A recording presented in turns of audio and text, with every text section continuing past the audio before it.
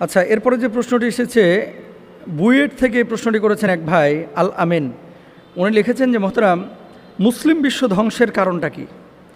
যে মুসলমানরা 732 বছর থেকে 700-750 বছর পুরা ইউরোপ শাসন করলো, গোটা দুনিয়া শাসন করলো, সেই মুসলমানরা কেন আজকে মার খাচ্ছে? এই যে মুসলমানদের অধপতনের কারণটা কি উনি লিখেছেন। ঠিকই লিখেছেন। একসময় মুসলমানরা সারা বিশ্ব লিড করেছে, গোটা ইউরোপ তারা লিড করেছে, আফ্রিকা তারা লিড করেছে, গোটা আরব তারা লিড করেছে। আজকে কোথায় হলো?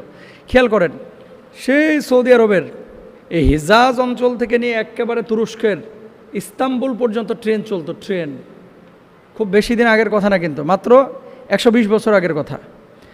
এবং আপনারা যদি মাদায়ানে সালের এই অঞ্চলে যান, সৌদি আরবে আল আউলা অঞ্চলে, এখনও দেখবেন যে ওই হিজাজ থেকে যে ট্রেনটা যায় তো ইস্তাম্বুল, মানে গোটা আরব থেকে এই যে সিরিয়া হয়ে ইস্তাম্বুল পর্যন্ত যে ট্রেন যেত, এই রেল লাইন এখনও আছে, পুরাতন ট্রেন এখনও পড়ে আছে। আল্লাহ তাআলা আমরা দুই জায়গায় নিয়েছে, এক হচ্ছে আল আউলাতেও গেছি, আবার ইস্তাম্বুলের যে জায়গাটায় ওনাদের যে আপনার স্টেশন, সেখানেও গিয়েছি। বলার মাকসাদ হচ্ছে যে এত কিছু থাকা সত্ত্বেও মুসলমানরা কেন এভাবে পরাজিত হলো? কেন মুসলমানরা ধ্বংস হয়ে গেল? মুসলমানরা কেন সব কিছু এভাবে হারা হলো? এক নম্বর কারণ হচ্ছে মুসলমানদের দুনিয়ার প্রতি আসক্তি, আল্লাহ বিমুখতা, তাকওয়া থেকে সরে যাওয়া। মানুষ অর্থের লিপ্সা, ভোগবিলাসিতা।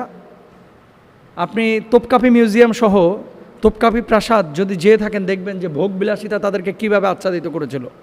এ বর্তমান জামানাতে অনেক সাধারণ মানুষ, আলেমদেরকেও এটা পেয়ে বসেছে। এ প্রমোদ ভূত আলেমদের ঘাড়েও বসে পড়েছে। তো যারা আপনার ওরাসাতুল আম্বিয়া, তারা যদি এরকম ভোগবিলাসিতায় নিমজ্জিত হয়ে যায়, তাহলে কি হবে? ভোগবিলাসিতায় নিমজ্জিত হয়ে গেলে আল্লাহ রাব্বুল আলামিন এই সমস্ত মানুষগুলোর থেকে রাজত্ব কিন্তু ছিনিয়ে নেবেন। এটা আমার কথা না, এটা আল্লাহ সুবহানাহু ওয়া তাআলার কথা। ইন্নাল্লাহা লা ইউগাইয়িরু মা বিকওমিন হাত্তা ইউগাইয়িরু মা বিআনফুসিহিম। আল্লাহ তাআলা কোনো জাতির ভাগ্য পরিবর্তন করেন না যতক্ষণ পর্যন্ত নিজেরা পরিবর্তন না হয়। তো ভোগবিলাসিতা, তারপরে দুনিয়ামুখিতা, আখেরাত থেকে দূরে সরে যাওয়া, আল্লাহ থেকে দূরে সরে যাওয়া এক নম্বর কারণ। দুই নম্বর, জুলুম, সীমা লঙ্ঘন এবং মানুষের অধিকার আত্মসাৎ। কিছু মানুষ আছে যারা মানুষের অধিকারকে হরণ করে, যারা আত্মসাৎ করে, অন্যের হক মেরে মনে করে যে নিজে ভালো থাকবে। এগুলো মুসলমানদের ভিতরে যখন চলে আসবে, তখন আল্লাহ সুবহানাহু ওয়া তাআলা এই মুসলমানদের ধ্বংস করবেন। এই মুসলমানদের থেকে ক্ষমতা ছিনিয়ে নেবেন, তাদের প্রভাব ছিনিয়ে নেবেন। তিন নম্বর, অশ্লীলতার বিস্তার এবং মাদক দ্রব্যের প্রসার। অশ্লীলতা এবং মাদক দ্রব্য এটা যখন একেবারে ব্যাপক আকার ধারণ করবে, ইদা তাহাল্লাত উম্মতি খমসান ফালাইহিমুদ দিমার ইদা যহরাত তালাবুন ওয়া শারিবুল খুমুর ওয়া লাবিসুল হারির ওয়াত্তাখাদুল কিয়ান। নবীজি বলেছেন, এই যে দেখেন জেনা, ব্যভিচার, মদ, এটা কিন্তু সমাজে এখন স্বাভাবিক হয়ে যাচ্ছে। আপনি জেনা থেকে বাঁচার জন্য বিয়ে করবেন, মানুষ বলবে বেটা বিয়ের বয়স হয়েছে, এখনই বিয়ে করোসকা, বিয়ের লাগে এত উতলা হসকা, এমন বলে থাকে। ওই ছেলেটা আবার যখন হোটেলে গিয়ে জেনা করতেছে গোপনে, এটাকে সমাজ অতটা খারাপ দৃষ্টিতে এখনও দেখে না। কিছু মানুষ দেখে। আপনি প্রমাণ নেন। অনেক বাবাকে আপনি বলবেন যে আপনার ছেলেকে দেখেছি রমনা পার্কে একটা মেয়ের সাথে আড্ডাবাজি করতে। কিছু কিছু বাবার জবাবটা কী হয় জানেন? বাবারা বলে এই বয়সে একটু একটু এরকম করেই, এরকম অনেক বাবারা বলে। তার মানে সে এটাকে স্বাভাবিক করছে, অথচ ইসলাম এটাকে স্বাভাবিক না, অস্বাভাবিক হিসেবে ধরে। বি কেয়ারফুল, এই ধরনের পথ থেকে বেঁচে থাকতে হবে। এরপর আসেন আত্মীয়তা সম্পর্ক ছিন্ন করা এবং পারিবারিক কাঠামো ভঙ্গন।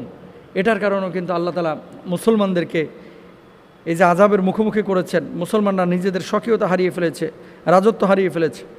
সৎ কাজের আদেশ এবং অসৎ কাজ থেকে মুসলমান আগের মতো আর বারণ করে না।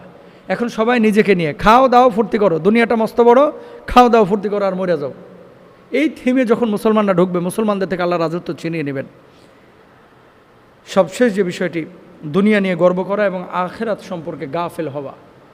বহু মানুষ, আমরা কথা বলি নবীজির পার্টিতে বসে দিনের দাওয়াত দেওয়ার কাহিনী, উহুদের প্রান্তরে রক্তাক্ত হওয়ার কাহিনী, নবীজির নালা মুবারক রক্তে রঞ্জিত হওয়ার কাহিনী, অথচ হুজুরের বাড়ির ইন্টেরিয়ারের খরচ হচ্ছে 45 লক্ষ টাকা, অথচ স্কলারের গাড়ির দাম হচ্ছে 1.5 কোটি টাকা। স্কলার প্রতি বছর বিদেশ সফর করতেছে, যিনি দিনের দায় 7টা 8টা 9টা 10টা দেশ সফর করতেছে। কেন? খালি ঘোরার জন্য, দাওয়াতি কাজেরা। কিভাবে আল্লাহ সাহায্য আসবে? কিভাবে মুসলমানদেরকে আল্লাহ তাআলা বিজয় দান করবেন? একটু ভাবেন, আল্লাহ বুঝ দান করুক।